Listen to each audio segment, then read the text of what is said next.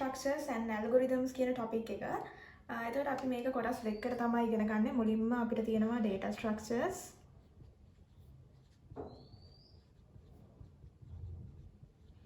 ඒ වගේම algorithms. හරි. මුලින්ම අපි බලමු data structure එකක් කියන්නේ මොකක්ද කියලා. data structure එකක් කියලා කියන්නේ මොකක් හරි data එකක් store කරන්න. ඒ වගේම organize කරන්න තියෙන storage එකක් වගේ දෙයක්. එතකොට මේකින් අපිට පුළුවන් data arrange කරන්න, ඒ වගේම data access කරන්න, update කරන්න වගේ දේවල් ලේසියෙන් කරගන්න පුළුවන්.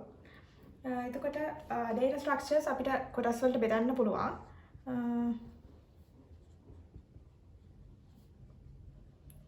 මුලින්ම අපි මේක කොටස් දෙකකට බෙදා ගන්නවා. linear data structure ඒ වගේම non linear data structure.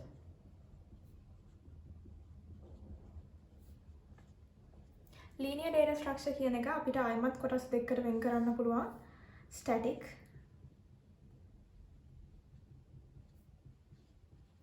ඒ වගේම dynamic data structure. non linear data structure කියන එක ආයමත් මේ වගේ static dynamic විදිහට වෙන් වෙන්නේ නැහැ.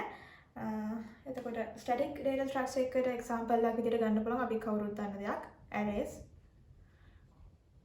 ඒ වගේම dynamic data structure එකට examples අපි ගමු. මුලින්ම stack.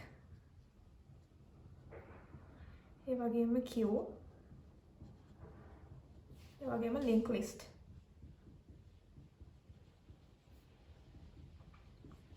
non-linear data structure එකට examples විදිහට අපිට ගන්න පුළුවන් tree. ඒ වගේම graph.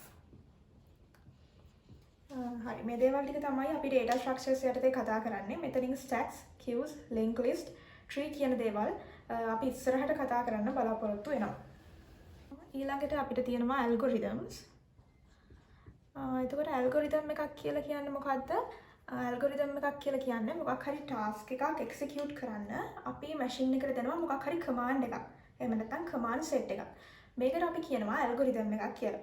මොකක් හරි task එකක් execute කරන්න අපි machine එකට දෙන command set එක තමයි algorithm එකක් කියලා කියන්නේ. එතකොට අපිට algorithms උත් කලින් වගේම කොටස් දෙකකට වෙන් කරන්න පුළුවන්. මුලින්ම අපිට තියෙනවා searching algorithms. ඒ වගේම sorting algorithms. searching algorithms වලට අපිට ගන්න පුළුවන් මුලින්ම linear search.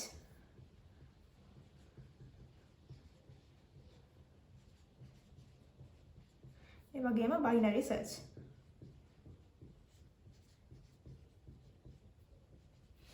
sorting algorithms වලට අපිට ගන්න පුළුවන් selection sort.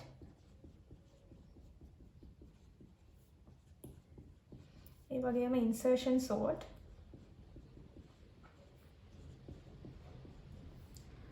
bubble sort. අන්තිමට merge sort.